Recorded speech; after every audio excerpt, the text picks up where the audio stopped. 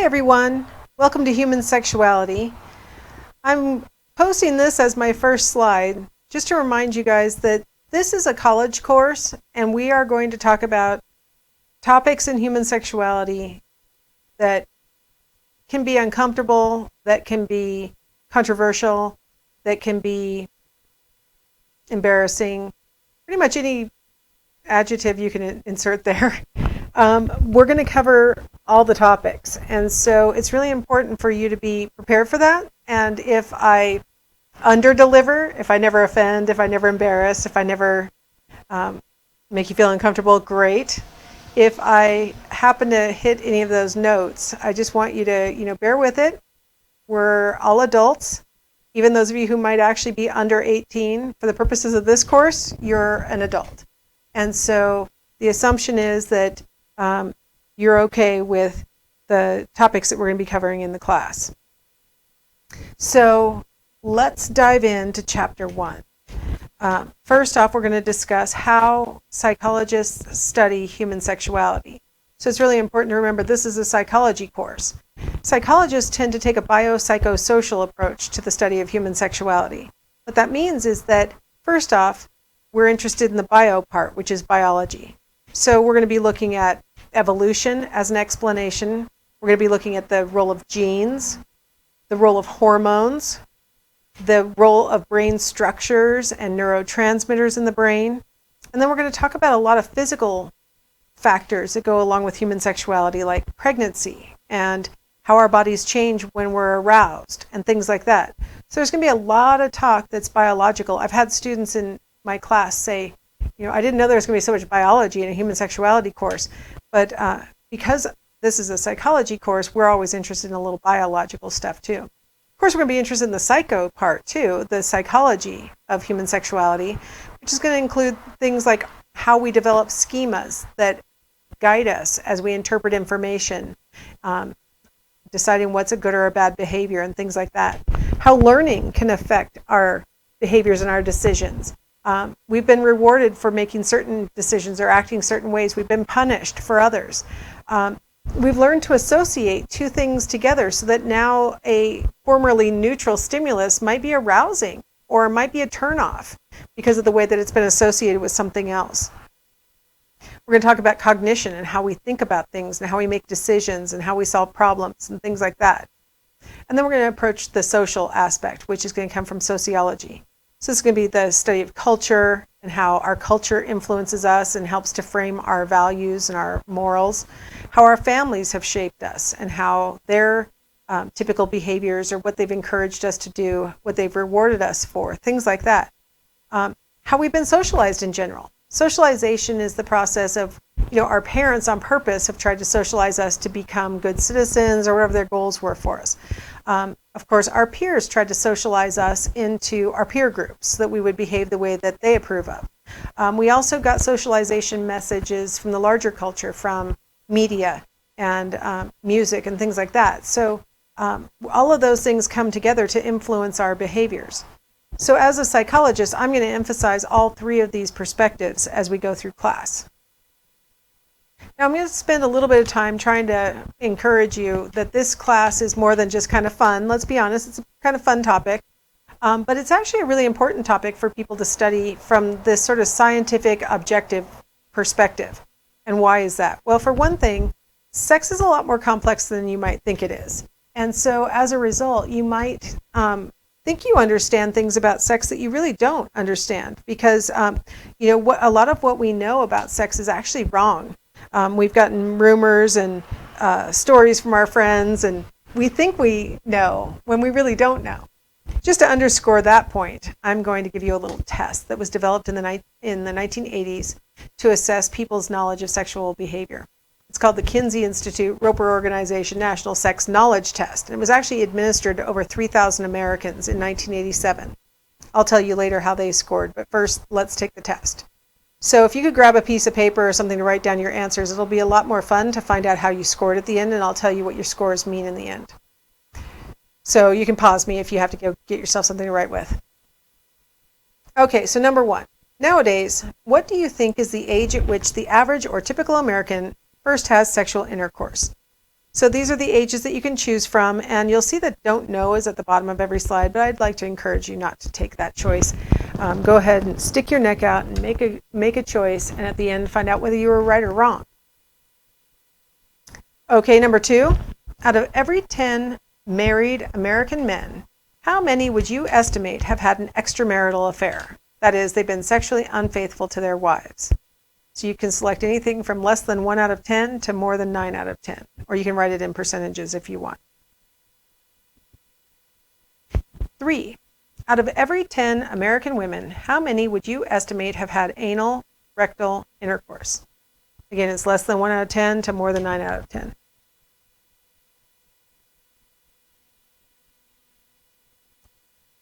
4. A person can get AIDS by having anal, rectal intercourse, even if neither partner is infected with the AIDS virus. True or false? 5. There are over-the-counter spermicides people can buy at the drugstore that will kill the AIDS virus. True or false? 6. Petroleum jelly, Vaseline intensive care, baby oil, and Nivea are not good lubricants to use with a condom or diaphragm. True or false? 7. More than 1 out of 4, 25%, American men have had a sexual experience with another male during either their teens or adult years. True or false? 8. It is usually difficult to tell whether people are or are not homosexual just by their appearance or gestures. True or false? 9. A woman or a teenage girl can get pregnant during her menstrual flow, her period. True or false?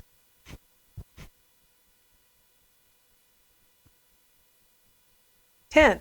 A woman or teenage girl can get pregnant even if the man withdraws his penis before he ejaculates, before he comes. True or false? 11. Unless they are having sex, women do not need to have regular gynecological examinations. True or false? 12.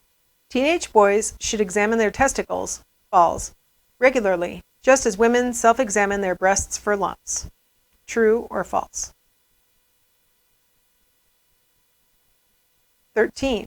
Problems with erection are most often started by a physical problem. True or false? 14. Almost all erection problems can be successfully treated. True or false? 15. Menopause, or change of life as it is often called, does not cause most women to lose interest in having sex. True or false?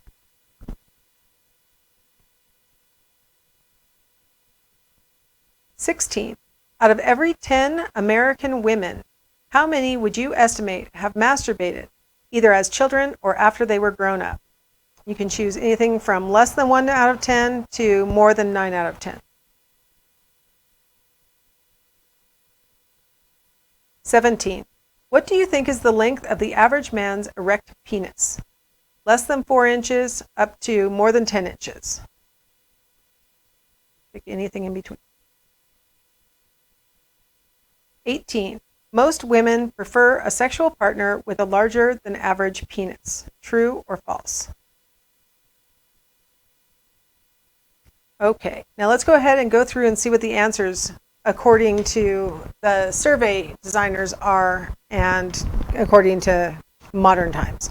Okay, so age of first intercourse. Today, it's somewhere between 15 and 16 on average. Back in 1987, it was closer to 15 to 16. So things have changed a little bit since the 1980s as far as age of first sexual intercourse. So if you said anything between 15 and 17, I would call that correct, personally. 2, the rate of extramarital affairs among married American men. Somewhere between 3 and 4 is considered the correct answer. It's kind of an imprecise number because a lot of different studies have shown different numbers. But somewhere between 3 and 4, you'd be considered correct. How many American women have had rectal intercourse? Today, it's 1 or 2 out of every 10. Back in the 80s, it was closer to 1. It was between less than 1 and 1. So the rate has gone up recently, but it's 1 or 2. You would consider that correct. Or can you get AIDS from having anal intercourse even if neither of you is infected with HIV? That's false. You cannot generate the virus just by having anal sex. Now, this is a sign of how old the survey is, because in 1987, lay people, and even some scientists really didn't fully understand how HIV was contracted, and it was so closely associated with the gay population that some people came to believe that somehow the act of having 2 men having anal sex could cause HIV. We now know that that's false, and hopefully most of you knew that very easily, but I still today have some students who are like, really? I kind of thought they could. So if you got that wrong, don't feel bad, but it definitely is not true that you can generate HIV just by having anal sex. Now, number 5, in 1987, the correct answer was true. Today, the correct answer is false. Now, how could it have changed? Well, back in 1987, a new chemical, a spermicide, was on the market called nonoxynil 9. I got you a picture of an old condom package that is touting the fact that they've got nonoxynil 9 already on the condoms. It is a spermicide, and it can kill sperm. They established that it also kills HIV. So at the time, back in the 80s, it was actually into the 90s, it was advocated that people use nonoxynil 9 impregnated condoms to help prevent transmission of HIV. Well, flash forward 20 years, and now we know that actually it's not a good idea to use nonoxynil 9 to prevent transmission of HIV. The WHO is the World Health Organization, and the CDC is the Centers for Disease Control, which is in the US.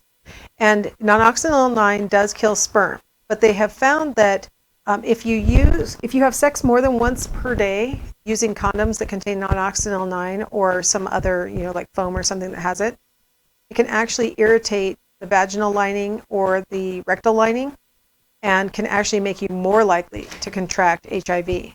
So they say that you should not promote it for either HIV or any kind of sexually transmitted infection prevention.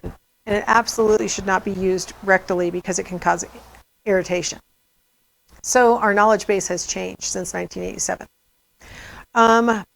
You should never use any kind of petroleum-based product as a lubricant when using a condom or a diaphragm because it literally eats through the condom or the diaphragm. So that number 6 is true. Number 7 is also true. About somewhere around 1 in 4, maybe as much as 1 in 5 American men. 1 out of 4. The larger number would be 1 out of 3. Sorry, I went the wrong direction. Have had sexual experience with another male. That is true. It may have been a one-shot deal, but sexual contact is fairly common. It's usually difficult to tell whether people are or are not homosexual just by their appearance or gestures. Okay, first thing I wanted to point out is the phrase homosexual. Yes, back in 1987, it might have been an appropriate phrase for anybody, but it will always be the appropriate phrase in this class because it's the scientific term. So I'm not going to use casual language type it on slides. I may use it, out loud, like you heard me say gay earlier. But I'm going to try and stick to the scientific term. So if you are attracted to your same sex, homo means same, and sexual means you're attracted to that sex. So you're attracted to the same sex. Hetero means other or different, and bi means both. So I will use those terms: homosexual, heterosexual, bisexual. Now that I've defined that, what about the answer? Okay, so it is usually difficult. That's true according to our 1987 poll. However, I'd like to point out some research that's more modern that is kind of interesting. In this study, they showed participants pictures that were taken off of men's Facebook pages. So all the faces were male, and half of the faces belonged to men who, on their Facebook page, self-identified as heterosexual, and half were taken from men who self-identified as homosexual. And then the pictures were cropped so that all you saw was face. They took out hair, they took out any kind of clothing, so it was just literally just the outline of their face. I don't think you could even see their ears. They basically traced around the face. And they showed the pictures, if we look at the x-axis, for either 10 seconds, 6.5 seconds. They let the participants self-pace through the pictures, or the pictures were flashed for 100 milliseconds, which is a tenth of a second, or flashed even slower or faster, which was 50 milliseconds, or even faster than that, 33 milliseconds. So those were our different time frames. And what you see across these, on the y-axis, you see the percent of accurately guessing the sexual orientation of the person whose face you're looking at. And what they find is in all but the very quickest presentation at 33 milliseconds, people are better than chance at correctly detecting the sexual orientation of the people in the pictures. When we are flashing it at 33 milliseconds, which is basically subliminal, you may not even be aware you saw a picture, and then you're told to make a judgment. At that speed, they were at the 50-50 level, where half the time they were right, half the time they were wrong. So what this implies, what this research implies, is that it is possible that maybe we can detect subtle cues that indicate the sexual orientation of the faces that we're perceiving. So maybe the answer to number 8 should be changed now too. So things change over time and we gain more knowledge. Number 9 is true. A woman can become pregnant during her menstrual flow. It's rare, but we'll talk about how that can happen when we get to another chapter. Number 10 is also true. You can become pregnant even if the man withdraws before he ejaculates. It's rare, but we'll talk about how that can happen. Number 11 is false. Women need to have gynecological examinations starting at the age of 21, even if they're not having sex. No later than 21. So if you're having sex earlier, you should have gynecological examinations once you become sexually active. But starting at age 21 at the latest, if you aren't sexually active, because there are a lot of things that go on gynecologically that have nothing to do with whether you're having sex or not. So it's important to have examinations. Same thing for boys. Boys and young men need to be examining their testicles, especially when you're younger, because testicular cancer is more common when you're younger. 13. Now this is a matter of debate. The people who designed this survey were from the Kinsey Institute, and they are trained as medical doctors. And so for them, the answer is true. And in fact, if you survey medical doctors, they'll say 80% of the time erectile dysfunction is due to physical problems. But if you survey psychologists, we'll say 80% of the time it's psychological.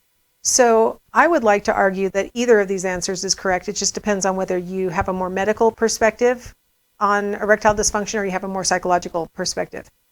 14, almost always they can be successfully treated. We all agree that that's true. 15 is true. And this is another one of those problem questions in the survey, because we've got this inversely phrased question. Menopause does not cause most women to lose interest in having sex, and you're supposed to say true, because it doesn't make most women not want to have sex. But it's phrased in such a way that probably a lot of people got it wrong back when it was first administered because of the weird phrasing. 16, it's 6 to 8 out of 10 women report having masturbated at some time in their lives. Now, when I do this in class and the students are answering out loud and stuff, there's usually an uproar because people can't believe that is true. That they say that so few women report masturbating. But there is a large contingent of even young women who report that they have never touched their own genitals with the intention of achieving pleasure. So it's for women, this is probably pretty accurate. 17. The correct answer is somewhere between, this slide has a typo on it. The correct answer is not 3 out of 10. The correct answer for the length of the average man's penis should be somewhere between 5 and 7 inches-ish. But this is measuring while erect. But this is one of those things that a lot of researchers don't even want to talk about because men can be very sensitive about this topic. Which brings us to number 18. For men who have sex with women, it might be heartening to hear that women do not report preferring a sexual partner with a larger than average penis. This is another one of those questions that incites a conversation in class, because students will say, well, what do you mean by larger? Did you mean longer, or did you mean thicker? And that can be a source of debate, whether, okay, longer may not be all that meaningful, but maybe the width or the girth of the penis might be the important issue for some women. And so, again, this survey has some problems to it, for sure. But how did you score? So be lenient with your scoring, because, there were some problem items. So here's what your scores would mean. I gave you a grade.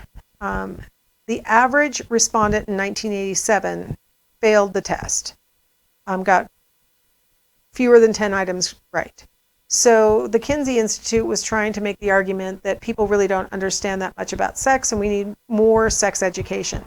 Of course, like I said, there are some problems with the survey, and probably people knew more than this survey might have implied.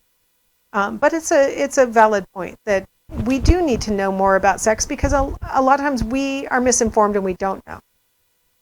I'm going to stop here so you guys can take a break, and I'll come back in the next slide and we'll talk about some more reasons why this course is so important.